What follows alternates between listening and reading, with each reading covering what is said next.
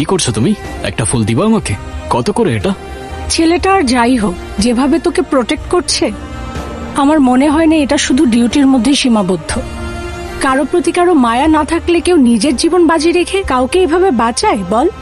নাও, এটা তোমার জন্য। কেন ফোন দিয়েছো আমাকে? কি চাও তুমি? এখনো রেগে আছিস আমাদের দিকে? ভুল বুঝছিস তাই না? আমার মনে হয় কি বাবার কোনো পুরনো শত্রু ছিল হয়তো। আমি মনে হয় খুব ভালোভাবে বুঝতে পারছি আসল শত্রু কারা।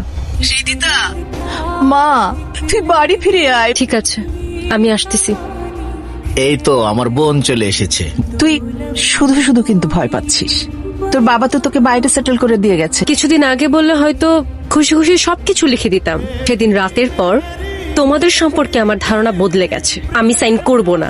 ভালোই ভালোই সাইন না করলে কিভাবে করাতে হয় সেটা আমার ভালোই জানা আছে। আর এক পাও সামনে না। কত টাকা দিয়েছে তোকে? দ্বিগুণ দিব। সরে যা এখান থেকে। তুই হয়তো টাকা দিয়ে দুনিয়ার সবকিছু কিনতে পারবি, কিন্তু বিশ্বস্ততা না।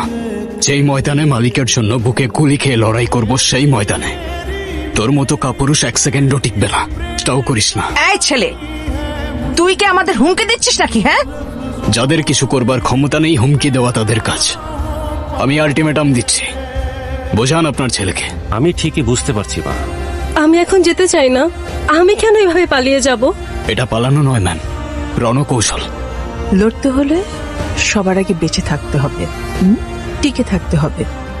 যদি তোমার বাবার সাথে কিছু হয়েই থাকে, আমি মনে করি তোমার জন্য না হলেও তোমার বাবার জন্য এখান থেকে চলে যাওয়া উচিত।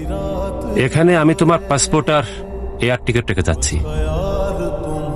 খালেদ তোমাকে এয়ারপোর্ট পর্যন্ত পৌঁছে দেবে। হ্যালো হ্যালো হৃদিতা, হ্যাঁ আমি তো বল। এখনই তো রেস্টুরেন্টের সামনে চলে আয়, বুঝছিস? তোর বাবার মৃত্যুর ব্যাপারে আমি অনেক বড় একটা ইনফরমেশন পেয়েছি।